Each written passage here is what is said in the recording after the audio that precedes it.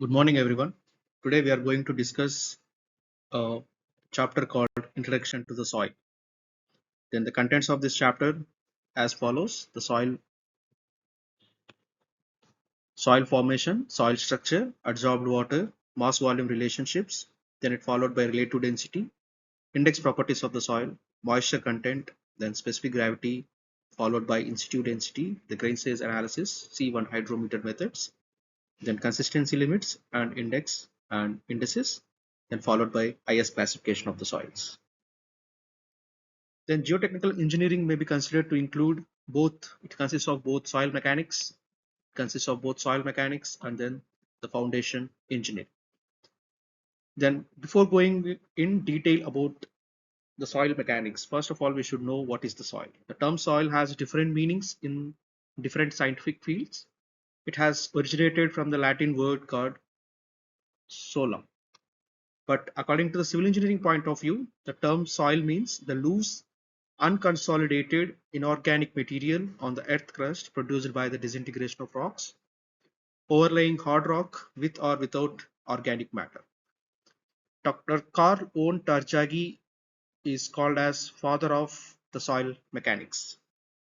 The knowledge and application of the principles of other basic sciences such as physics and chemistry would also be helpful in understanding of soil behavior.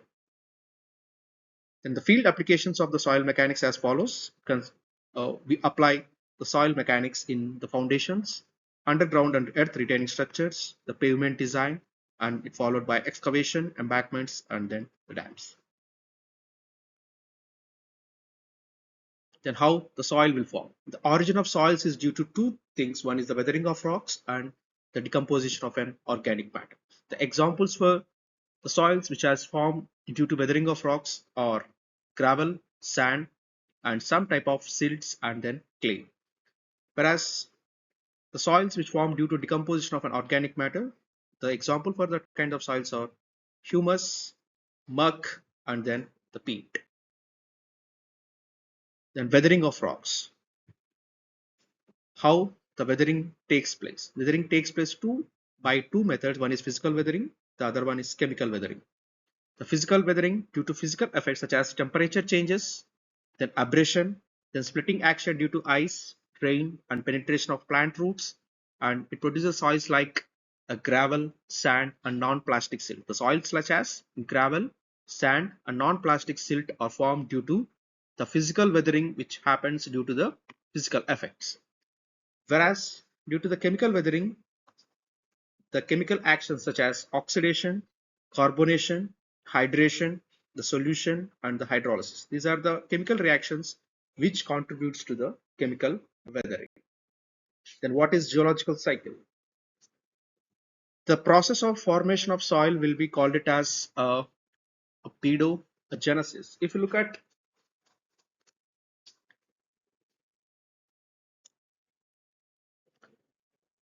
just imagine this is an earth crust. On the top of that we have a hill. Due to weathering, the soil will transport and then it gets deposited here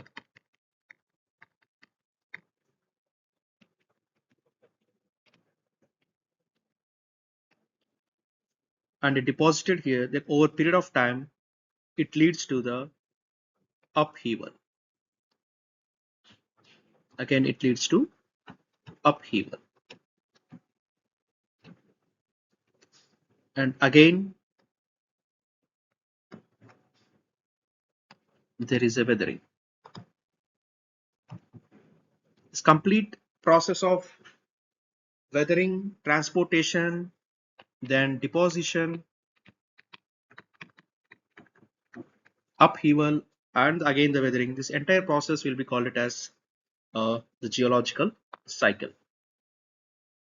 Then types of soils based upon the transportation, the soils will be called it as the aeolian soils. Aeolian soils are nothing but soils which form by transported by the wind. The alluvial soils transported by water and deposited along the riverbed. Then glacier deposit transported by the glaciers. Then colluvial deposit transported and deposited by the gravity. Then lacustrine soils transported by water and deposited in the lakes. And marine soil transported by water and deposited in sea. Then the forces acting on the soil particles. The forces which are acting on the soil particles are two kinds of forces. One is gravitational force. The other one is the surface force. The gravitational force will also be called it as a body force, and it is proportional to the mass, example weight, and it is predominant in gravel and the sand. Whereas the surface forces, it is proportional to the surface area, example the cohesion, electrochemical forces, and it is predominant in case of a clay soil. Then the popular field names of the soil, the black cotton soil, which is high swelling and shrinkage characteristics, and Mount Morganite clay mineral is the predominant in case of a black cotton soil. Then loomy soil, loomy soil is a mixture of sand, silt, and clay, and morum is a mixture of sand. Morum is a gravel mixed with red clay. Morum is nothing but gravel mixed with red clay. Then bentonite is a decomposed volcanic ash. Then varved clay contains alternative thin layers of silt and clay. Then loess is an aeolian deposit. Then humus is a half decomposed organic soil. Then muck contains fine inorganic particles with decomposed organic material. Whereas peat consists of very highly decomposed organic matter and it is fibrous in nature. Then fill is a manually a deposited soil. Then this is an example of uh, black cotton soil. Then this is a morum. This is a kind of a bentonite. This is a varved clay.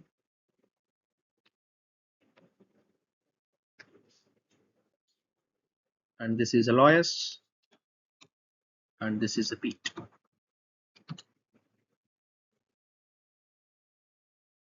How the soil structure. The structure of soil may be defined as the manner of arrangement and the state of aggregation of the soil grains. In a broader sense, consideration of mineralogical properties, electrical properties, orientation, and the shape of soil grains, nature and properties of soil water, and the interaction of soil water and the soil grains may also be included in the study of soil structure, which is typical for transported or sedimented soils.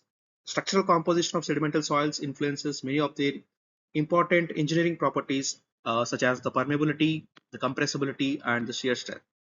We need to understand about the soil structure so that we can that the soil structure will get influences the parameters such as the permeability, compressibility, and the shear strength. Then the following types of soil structures are commonly studied. One is a single grain structure, honeycomb structure, and the flocculent structure. Single grain structure. Single grain structure is a characteristic of coarse grained soils with a particle size greater than 0.02 mm. Then the gravitational forces are predominant and surface forces are very negligible, and hence grain to grain contact, it leads to grain contact. Then the deposition may occur in a loose state with large voids or in a dense state with less voids. Then the next one is honeycomb structure. Structure can occur only in fine grained soils, especially in silt and rock floor. And due to relatively smaller size of the grains, besides the gravitational force, the interparticle surface forces also play an important role in the process of settling down. And the structure has a large void space and may carry high loads without a significant volume change. The structure can be broken down by external disturbances. The other one is a flocculent structure. The structure is a characteristic of fine grained soil such as a clay soil. Then interparticle forces play a predominant role in the deposition. Whereas in the single grain structure, the gravitational forces are predominant. Whereas in case of flocculent structure, the interparticle forces are play a predominant role. The very fine particles or particles of colloidal size may be flocculate or a dispersed state. The flaky particles are oriented edge to edge or edge to face with respect to one another in the case of a flocculent structure. This is like a edge to face structure, that is will be called it as a card house structure. The other one is dispersed structure. It is like a face-to-face orientation. Then the next one is adsorbed water. If you look at a soil, a clay soil, the surface of the clay carries a, if you look at a clay soil, just imagine this is a clay particle. The surface of a clay, the edges will carry a positive charge and the surface will carry a negative charge.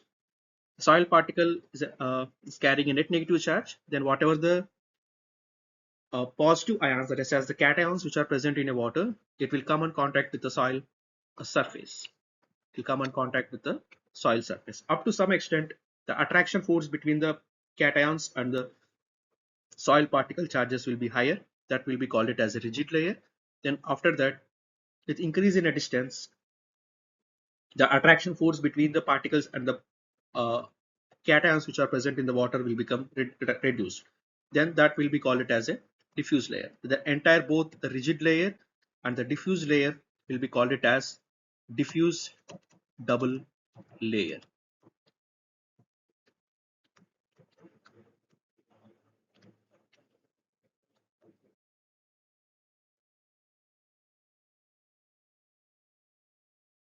The water held by electrochemical forces existing on the soil surface is called as adsorbed water.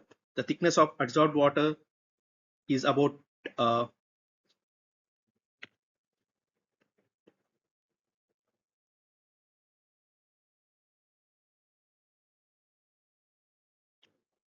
thickness of the adsorbed water layer is about 10 to 15 angstroms per the colloids, but maybe up to 200 angstroms per the silt.